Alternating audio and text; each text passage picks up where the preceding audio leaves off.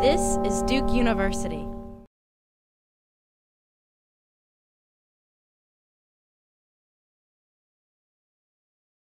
Our next session is really special. We are very fortunate to have some really outstanding individuals associated with our program. And someone was asking me earlier in how this all gets started. And when I came to Duke, I was inspired by a lot of things. I'd been here before as a medical student. I'd been here before as a resident. But when I came back, it struck me that we could really do something special that would establish our training programs, our medical school, as something different from other places. And I think that inspiration came from my experience at West Point, from my classmates, from my experience in the military, but also from this university and looking around and saying, what could we do different? We could look at the Fuqua School of Business, and there was tremendous leadership programs there. The Sanford School of Public Policy, tremendous leadership programs, including the Hart Leadership Program, the Divinity School, the Law School, and in athletics. And certainly Coach K is the face of Duke University, and I think, Coach, you inspired a lot of what we've done in this idea that we are going to set ourselves apart as the place for leadership development in medicine. And Coach has been gracious enough to speak at every forum to this point. And there's a few people that have continuously contributed. Now, you've seen that we have new people every year, and as a result, our program keeps growing, but we have a tremendous foundation from the people that keep coming back and the people that keep contributing. And certainly Mike Krzyzewski is one of those people, as well as one of his former players and my West Point classmate, who was captain of the basketball team his senior year and is now the commanding general at Fort Leavenworth, Bob Brown. So these two outstanding leaders are going to have the final session before we hear from our Fagan Scholars. And again, I would really encourage you to stay for lunch because this will be a highlight of the program. But these two leaders are part of our foundation and really have contributed so much to where we are now. And I'm really enthusiastic and want to welcome head coach of the men's basketball team here at Duke University, Mike Krzyzewski, and Lieutenant General Bob Brown. Thanks. Thanks, Steve. Thanks a lot. Thanks, Steve. Awesome. Good morning. We're going to stand up in front of you, okay? We don't feel comfortable sitting down, and he looks a lot taller than me if we're sitting down. We're a little bit, and I told him not to get that close because then, you know, his shine will outshine whatever little shine I have. So we have our marching orders. It's not every day that a three-star general gets some orders, but it's good to balance him, you know, it's, in so many ways.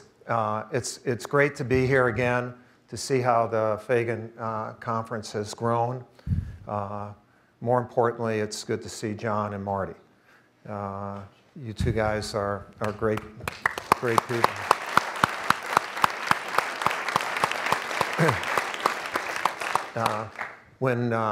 When Bob and I have talked about leadership over the years, I really liken it to the Fagan Scholars and your coaches. Like I was his coach a long time ago. And part of having balanced leadership, there's, you know, we talk about it being just individual. Like I've heard a lot of great talk, and I know you've had great discussion on this, but basically you can get balanced professionally, and you can get balanced, you know, just personally, and the two should go hand in hand. I think if you don't look at it in both ways, then you're making a mistake. One of the reasons that we've continued to be friends is because I've tried to balance myself professionally. In other words, a long time ago, he was you, all right? You're better than he was.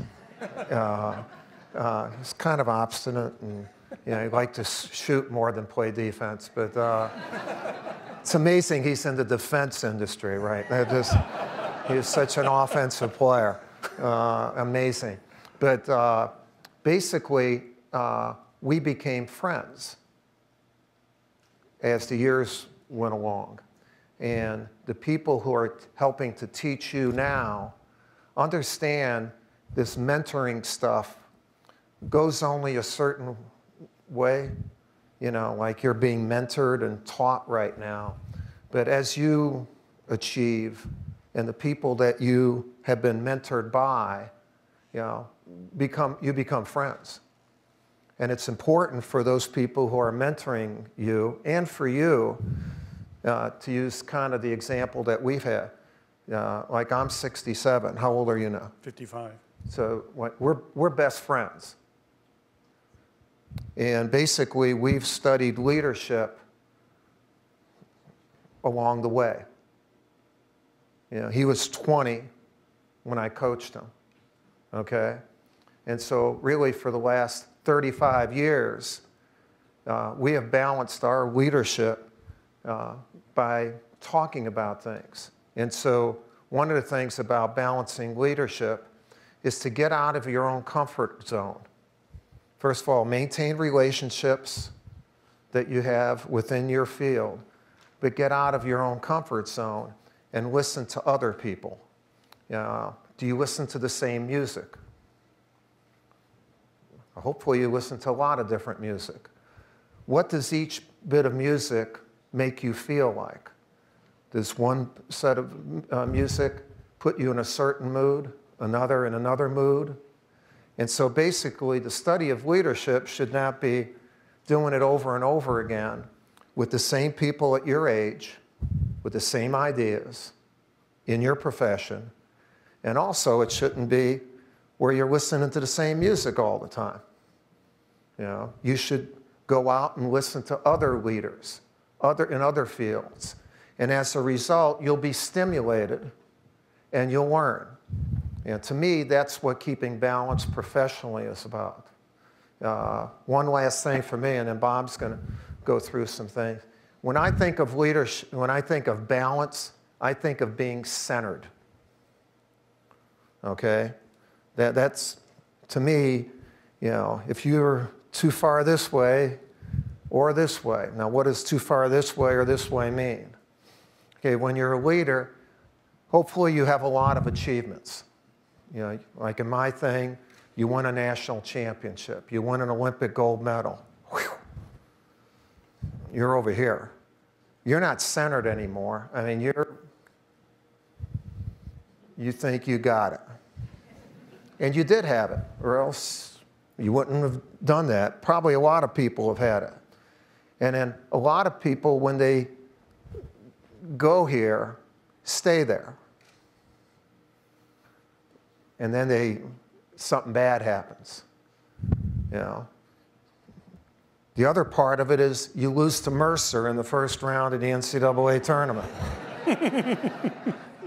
Okay? You got to get back to center. Now, you want to get back here a lot quicker than when you want to get back here over here. But being centered, now how do you do that? And I think you do that by getting out of your area. Like you get involved with this conference. You get involved at the Emily Krzyzewski Center. You work with the CEO Roundtable to fight cancer. You do things where you pay back. I pay back to the basketball gods. Just like I'm sure there's orthopedic gods. And none of them are in this room, by the way. Let's do a little bit of centering about that, too. All right? I know you're not there, but just in case, just kind of inch back to the mainstream. And basically, you know, not everybody's going to find the cure. Not everyone's going to win the national. You're not the only one. And so when you go back out, you pay back. And as you pay back and you're getting centered again, you then have a better chance to hopefully do this. But if this happens, it also gives you a chance to get back here quicker. So the professional aspect, and there's the personal aspect, and then I look at it as centering. Bob? Thanks, Coach. I want to start. I've never would speak publicly without, with Coach being here, without thanking him. You know, I was a young man that didn't know anything about the military. I was going to the University of Michigan on a basketball scholarship, and Coach K came to my house to talk me into visiting West Point. And really didn't know what I wanted to do, and it just gave me this incredible purpose, serving something greater than yourself. And so I've been in 37 years since he came to the house, 33 since West Point. And I've loved every minute. The people in the military are so incredible, but none of that would have been possible without Coach. And so I'm just really grateful. Coach, you know, sometimes you stumble into a passion. Sometimes you know your whole life what you want to do. But I learned more on the basketball court at West Point about leadership from Coach K than anywhere else. And some of the things first of all, as Coach said, I was sitting where you are, although some people will know that I know Coach K, they think we're classmates and teammates. So I just say I had a much harder life, you know, and but I had hair back when he knew me, and it wasn't gray, and he hasn't changed hardly at all. But you know, it is intimidating though at first. This was your coach. And the same way with mentors, I think they're your boss probably. There's someone you know you respect greatly like Dr. Fagan. And it's intimidating at first. And you, quite honestly, when I was a young lieutenant and I was out of West Point, and I remember thinking, well, you know, Coach is at Duke now. You know, who the heck am I? I played at Army.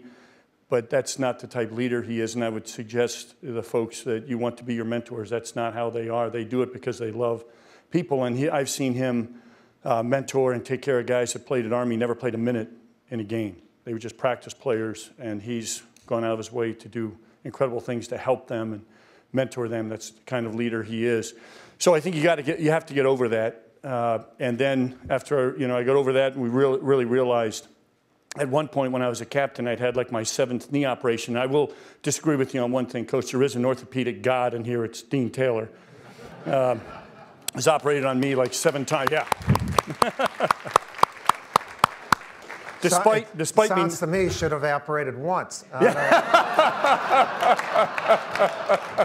don't know. There's another way of looking at that. Took you 7 times? No. See, that was my fault, Coach. Yeah, maybe. Because he would tell me, don't run, don't do this, don't do that. I didn't listen for like 30 years. So anyway, but Dean has kept me going. So, but you know, at one point, after about 7 knee operations, I was, you know, they're saying you can't do this infantry stuff anymore as a captain, teaching up at West Point. I was debating getting out. I remember coming down and talking to Coach, and you know, it was so neat as he could see I still had a fire, you know, to serve. And so you look at, you know, that type of advice and mentorship is incredible. And it certainly gives you a balance because you won't know where to go for answers often. And I've been very blessed with incredible leaders who've mentored me. And the theme for most of them is authentic leadership, humble leaders, you know. Very accomplished individuals, but very humble and authentic. And that makes a huge difference in balance. Now, and I just turn it back over to Coach. I just wanted to say also in balance, it's very tough. We've talked about balance a lot, but you know, to be successful in whatever you're doing, you have to have a passion about it. And again, something I learned from Coach, he has an amazing passion for what he does, and it drives you. And I have a passion for what I do, and all of you sitting out there who are successful, you have a passion for it. So you're thinking about it 24/7, and it's easy to say balance, but it's very hard to get away from it. And today, you can never really get away. You're at the electronic leash, and you can never truly break away. And I think back one of our country's greatest leaders ever, General Marshall, during World War II, you know, came up with a Marshall Plan, really saved our country in World War II. Every day, he took time to think. It wouldn't let anybody bother him. Here he's running, forming an army, millions, you started with nothing, forming an army, trying to win World War II, and he took time every day to think. And that's easy to say, but not often easy to do because you're just, you know, the world moves at such a fast pace now. I often wonder if Marshall would have done that had he had a BlackBerry or an iPhone, you know, I don't know. But it is key. Balance is not easy. The one other thing I learned from Coach is getting your family involved. Doesn't mean that their whole identity is what you do. You know, we both happen to have 3 daughters who are amazing women, very strong, amazing women, take after their moms. But while they have their own life and world, they always supported and understood and always helped out in what I was doing. And I saw that in Coach from, when Debbie was a cheerleader for the team when she was 10 and we were at West Point. They're excited about it and they're part of it. So if the family's part of what you're doing and what you love and what your passion is, it certainly helps your balance. And of course, then you have to give back. Somebody mentioned golf games, or my golf game's horrible because your hobby is your family. And, I'm not going to spend 8 hours playing golf when you're gone a lot, you're working a lot, you do everything with your family, and so you sacrifice golf game and maybe some other things, but it makes a big difference. Yeah, when we're talking about balanced leadership, again, in a professional sense, as you become that CEO or the lead, you're head of an organization, you can get out of balance in that you think that your communication is the only communication that should be going down to all of your people. And so a huge thing is that the empowerment along the chain of command in the military. There's a squad leader, a platoon leader, a company commander, a battalion commander. These people have to be given the opportunity to lead. For me, my assistant coaches, people, the head of academics for our group. And this past month, I've gone through a very stimulating, exciting reculturization of my program. We've been here for 34 years, and a program is a culture. A team does something for a certain period of time. A program does it all the time. They're on a continuum. And when you're on a continuum and you have an infrastructure that's a great infrastructure, but it's been there for a long time, you can get into things where people at different levels, they filter for the leader. They do things for the leader. And over a course of time, sometimes that filterization process turns out to show the personality of the person filtering more so than the person who is leading. Sometimes that's good, but overall, if everybody was doing that, then it's not a consistent culture. Even if one area is a little bit better than what the leader should do, another one's a little bit less, it's not consistent. So, like for us, the players who are involved in that culture are not hit at a certain pace all the time as far as the values and what we want to do overall. And so what we've done is to center, get balanced again, because it was off balance. It was off balance. And that's something where sometimes you need to have the experience where you get completely knocked out. Like this year, if say we had gone to the Sweet 16 or the Elite 8 or we would have gone further than we did. We had a really good year and a horrible, horrible ending. And so, again, if I didn't have the center, if I wasn't accustomed to getting back to center with my family and my personal life and my professional life, it's a time where maybe I should just give it up or whatever. Instead, I'm like in a really good groove. I mean, I'm not in a good groove, I'm in a great groove. And a lot of that has to do with centering and trying to get centered again. The military is the best example of that because it's structured that way. And in Bob's case, you try to empower people. Personally, for me, I've always tried to include my family in everything that I do. My 3 daughters and my wife, we call ourselves the starting 5. Okay? I mean, my 3 daughters' husbands don't necessarily like that, but quite frankly, I don't give a damn. Because if you're the pop, you still want to be your daughter's boyfriend. They can get married, but I'm still their boyfriend. And my wife did a heck of a thing when we first started out at West Point, and then when we came to Duke. is that we never had anything in our house about basketball. There was never a trophy, a picture of me with a player, anything like that. It was all about our family. Now, I still came home and a long time ago watched reel-to-reel film, you know, and when we watched that, for the older people, when the film goes off, there's a white thing on the thing, and when Debbie would be watching, would do little, figures on the thing and whatever, and then and then she wanted to watch a little bit of the tape. And throughout my whole career, I've never had my daughters ever say to me, "Dad, you love basketball more than me."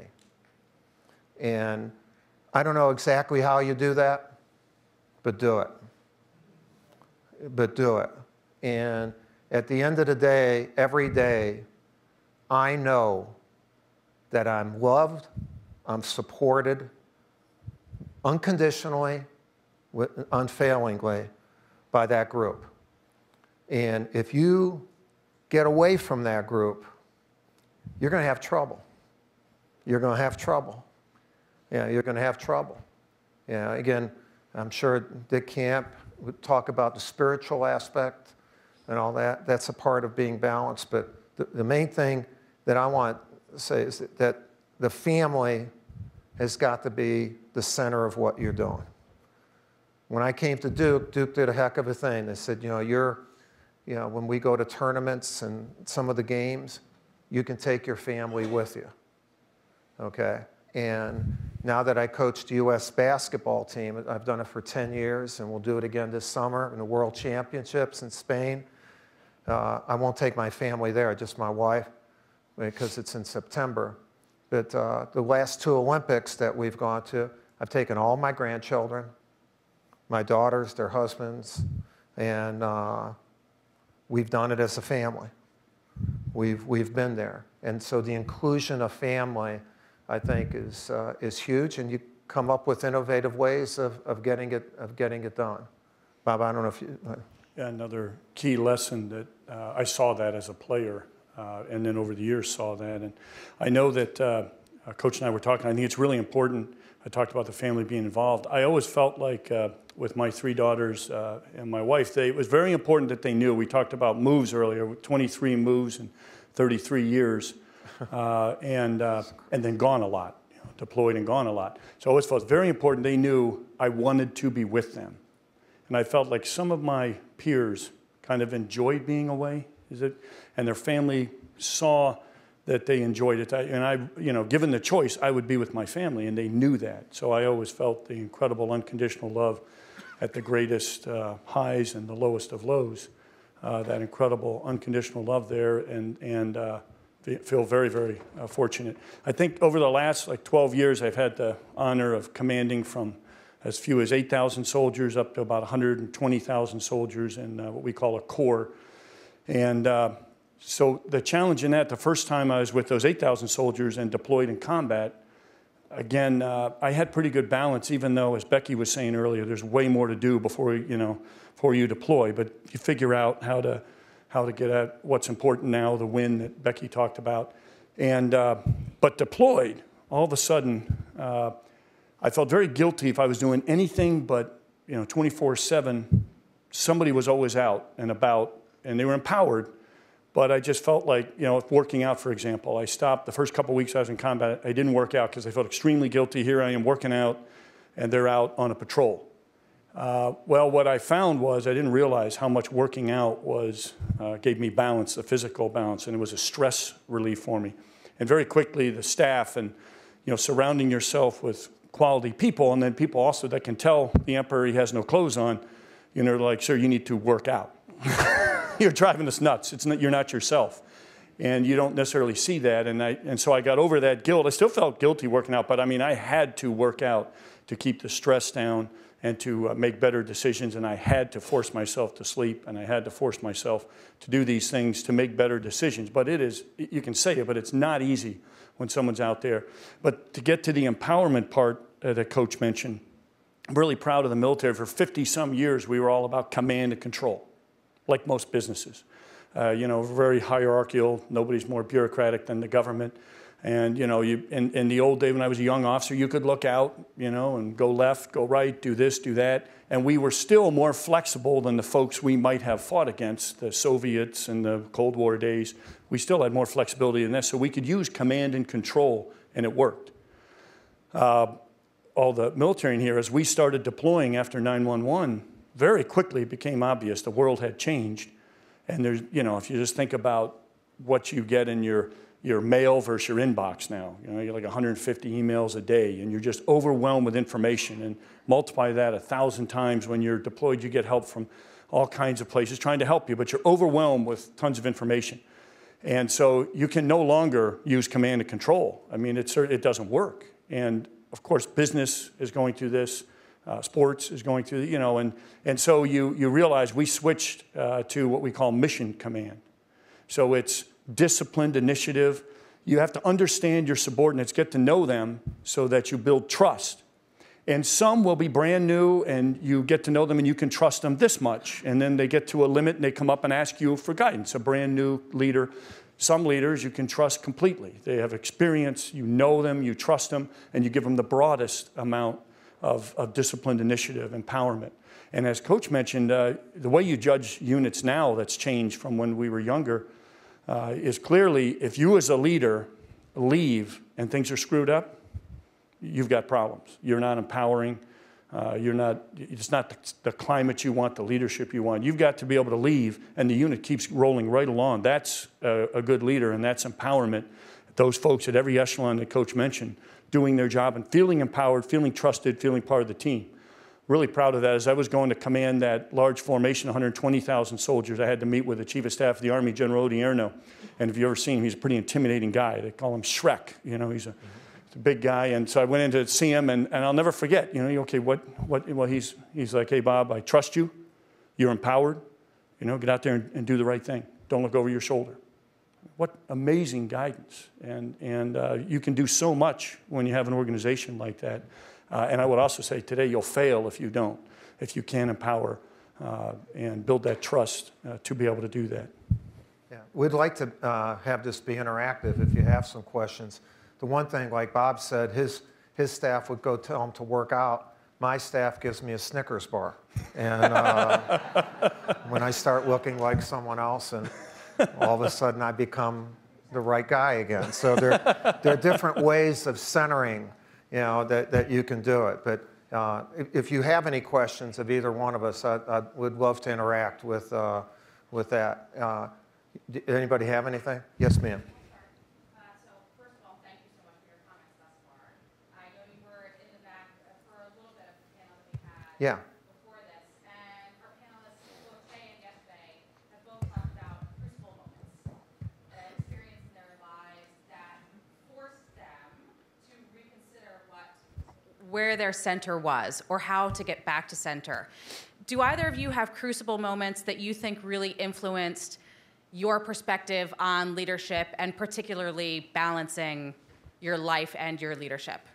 Actually, it's a new book I'm putting out. It has 54 chapters of crucible moments. Okay, well, maybe that's a few too many I have them, but I'd rather have Bob start out with that. I'm very similar. I have a whole series of crucible moments from when I was a senior, the captain of the team at West Point, never been hurt, never missed a game, and I tore my patella tendon, the kneecap broke in half. I remember I was in a game and I hit a wet spot driving down the floor, and I'd never been hurt. And I remember saying, taking me to the ambulance, and I was saying, will I be back for the second half, and they're kind of like, so, 6 months later in the cast. So, it's really interesting because I got to speak here at Duke a couple of years ago, and I talked about failure. And, this generation, what I found, is very afraid to fail. And they look at, like Coach K, or they look at a general, and obviously you're more talented, you're smarter, you've never failed. And I tell them, I failed a lot. Now, I learned, from those mistakes, but almost every rank I was almost relieved for doing what I thought was the right thing. And maybe I didn't go about it quite the right way or how I did it, but I learned a ton from those things. And quite honestly, I'm fairly convinced, you know, the bureaucracy of the government, they get the wrong brown. Someday they're going to say, hey, you're supposed to be retired as a major. What the hell are you doing as a general, you know? But I figure, you know how the government is. I've got a few more years before they sort it out, and I'll just keep going. But those failures are tough, and you know, they're really tough. And those were all crucible moments for me. It taught me. I had one particular one happen when I was a lieutenant colonel that was really tough. And when I was going through it, I thought, oh, this is just horrible. And a mentor of mine said, hey, someday you'll laugh at this. And I thought he was crazy. But not only do I laugh at it now, but I talk to all the future commanders. I get them a job I'm in now. I talk to all the future battalions, about 1,500 people in brigades, about 5,000 people, all those future commanders. And everybody, is about 12 generals talk to them. I'm the only one that talks about failure. And I know they all walk out there thinking, man, this is great. I'm going to be a 4-star general, you know? Because I'm not, but I've learned, and it's made me a much better leader. When you're down that low and you see some things, I knew when I had guys fail, someone said earlier, bad things, I think it was Becky, bad things can happen to good people, bad things can happen to good units. It's how you respond to that. And over the years, leaders that I've led, the proudest moment I have is when they'll say, yeah, we had some bad things happen, but you know, anybody can lead when things are going well, but how General Brown responded when things were going poorly is what really showed me and taught me, which makes you feel, you know, pretty proud. You know, for me, I'm going to tell about two.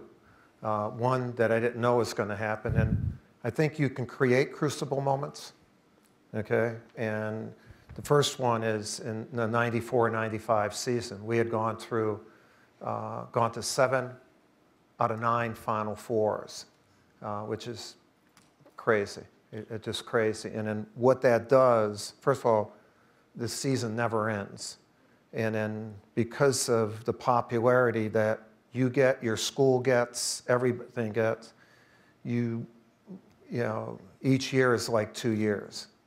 And I had a problem with my back and had to get an operation after we started practice.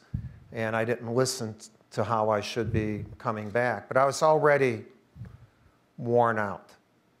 I wouldn't say combat fatigue, because that puts what they do, what we're doing the same, and it's not. But it's fatigue, basketball coaching fatigue, leadership fatigue. And I didn't listen to anybody. I came back in 2 days.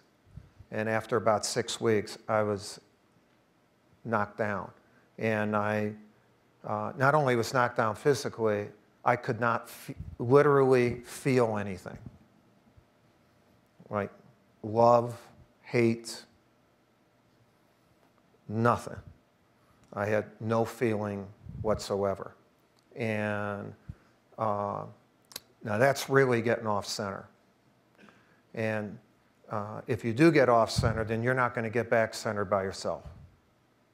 So that's just not going to happen. So especially through the help of Keith Brody and a team of people over a number of months, physically I got back pretty good, but emotionally took a lot longer. And I never knew, I didn't know if I was going to coach again. And two important moments for me, one was my AD at that time, Tom Butters. I offered to resign. Kind of like in the military, if you're not ready, you can't lead your troops, you should get the hell out of there.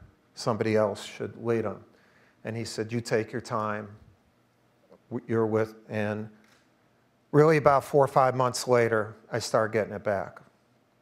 And as a result of that, I changed completely how I led. And I empowered more people in that. And that was the biggest moment for me.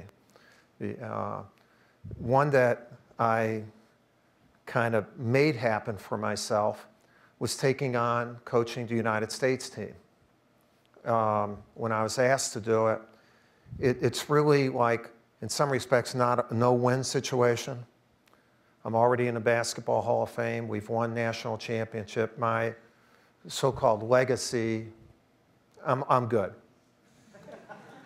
You know, I'm good. I can kind of walk into any of those rooms and be with anybody and whatever. And so I got out of my comfort zone. And really, you kind of roll the dice with it. And and I wanted to do that. I felt it would give me what I needed instead of being the other guy, to be somebody new to create. And so a crucible moment is you're used to walking in and you got 18 to 22-year-old guys who are looking at you, and then the first time you walk in with the U.S. team and there's LeBron, Kobe, Carmelo, and all these guys, and you say, shoot, this is different. You better get your stuff together. And it's helped me immensely. Immensely. It's helped Duke immensely. Yeah, it's helped Duke immensely. And so sometimes getting out of your comfort zone creates a crucible moment for you. So any other stuff for either? Yes, sir. Bob, I told you I was going to ask this question. You already prepped this? Yeah. So this isn't good. You weren't Typical supposed to say that, military damn it. response to this. That's fine. But whether it's a pickup game on an asphalt court, on a Sunday afternoon, blue chip athletes, the kinds of folks that we went to school, and Bob is an excellent example, and Dean, of the kind of guys and gals, Becky, that we got to go to school with, and the group here in the Fagan Scholars. How do you deal with leadership when you're just a member of the team? You don't have the title, you don't have the team captain job, you're not the coach or the commander. How do you foster leadership when you're just a team member? And Bob, I'll lead off with you because I told you it was coming. Yeah, but you weren't supposed to tell everybody. You told me. If he takes out notes now, Yeah. just everybody can leave the room. Yeah, take your time. You can take a timeout. Yeah, timeout. Defer to coach. Well, it's a tougher leadership. That came up earlier. It's like peer leadership and being part of the team. And you have to be prepared for more frustration. It's a tough question because I've been thinking about it, and I can tell you it is frustrating sometimes because you'll have an idea and you'll kind of know what's right, but you're not in charge. So you find yourself kind of influencing the individual in charge to lead them in that direction. But hey, they're their own leader, and sometimes they'll do something else. So you get kind of frustrated oftentimes. But I will tell you that when you're on a team, everybody thinks, okay, being a team player. And what I find is really, well, I learned it again from Coach. They use this all the time, the fist. If you go at somebody like this, you're just going to break a finger. But if you're like this, and he does a heck of a lot better job. But I'll have guys work for me 25 years ago. Go, hey, sir, remember the fist? We're together as a team. But the first thing you have to do is explain to them on that team that every member of that team is a part of they have to have buy-in, and they're a leader and a part of that team. Being a team player doesn't mean being a yes man or woman. Yes, oh yes, it's your fantastic idea. I want to be able to close the door, and here's a tough challenge, and you get 20 different perspectives. But you have to create that climate, that learning climate in the organization where folks know it's accepted, and several of the speakers have talked about that. Don't surround yourself with people exactly like you, or you're going to get a bunch of yes men off. So different perspectives, and then have a climate where you can contribute. And if you're not in charge, you can still influence that, and you can be a team player, not a yes man or woman, but a team player. And now you have to be careful. There's some bosses I've worked for. You could say that's the stupidest idea I've ever heard. They'd say thanks for telling me that. There's others I would say that, and they'd fire you. So you have to be careful. You have to know your boss.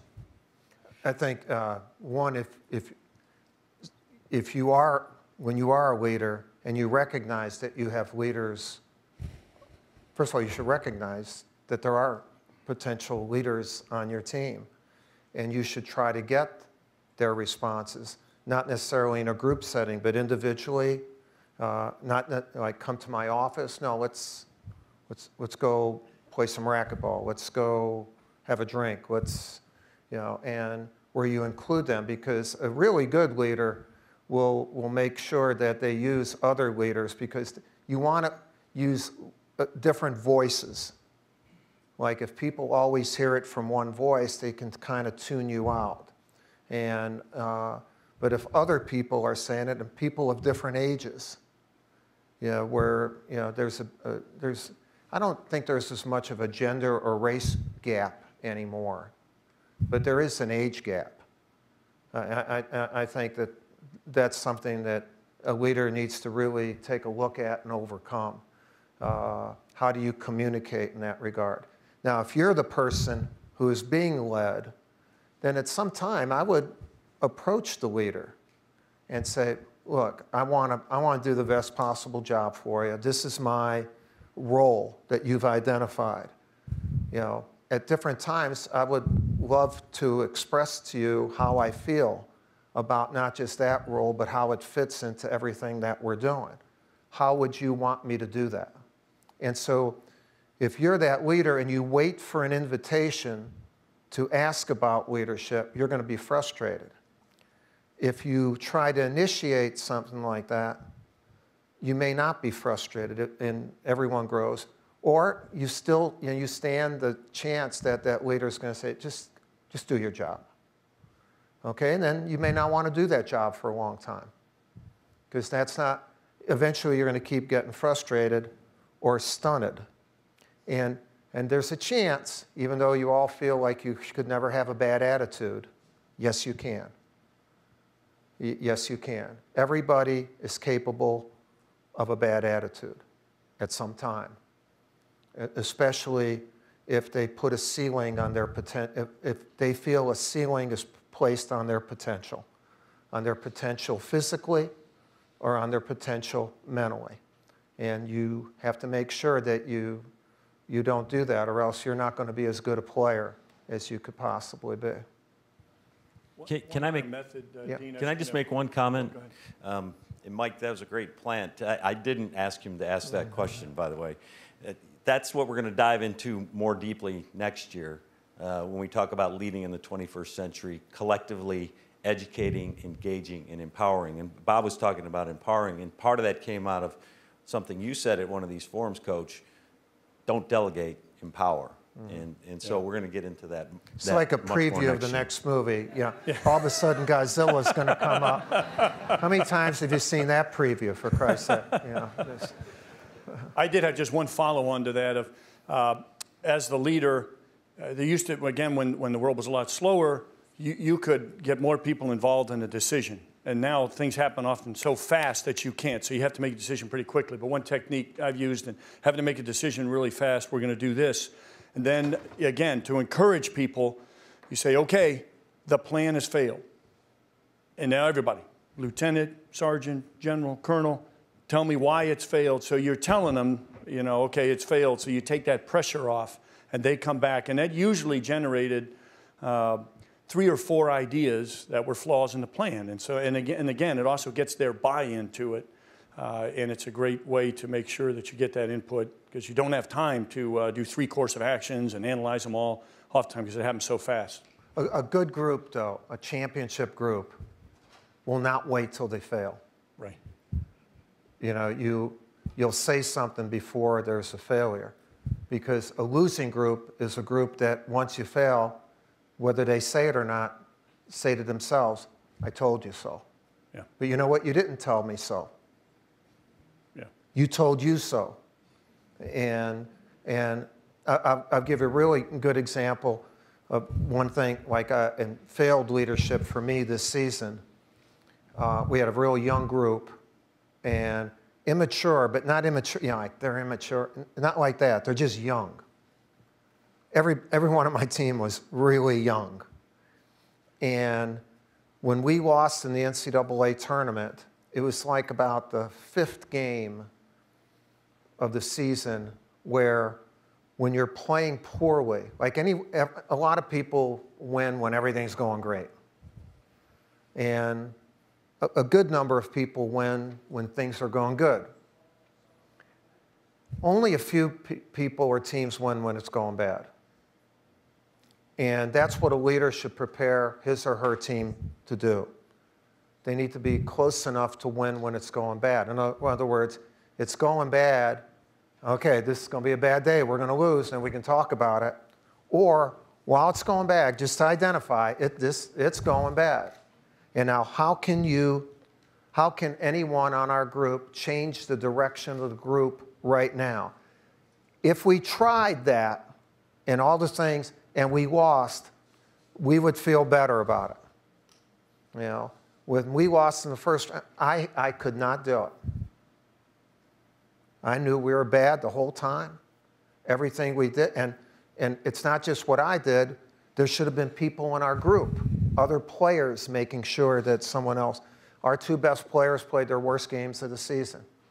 That means we didn't connect. Another player didn't connect with that best player enough. So when it was going bad, say, look, man, it ain't going bad for you anymore. You're scoring the next few buckets. You understand that? I need you. We need you to do that. Where are your triggers? Where are your bullets? What do you use when it's going bad? You know, when it's going bad. And again, again, it just happened for me, so it's fresh. It's an open wound still, and but it's happened before. I mean, I've been a head coach for 39 years. It's happened before, you know, and I know it can happen. And I'm trying. That's instead of teaching offense and defense all the time, I'm trying to make sure that I'm teaching that. But you need help when you're teaching that. You need internal leadership, and you need leadership that's going on while action is going on. If you don't have those two elements, you are not going to be real good. You're not going to be real, I don't care how good you think you are. Yeah, you're not going to do it alone, and you better develop it and recruit, not just talent. You recruit character, and character that can get better. Got it? And we're going to win next year, too. You understand that? All right.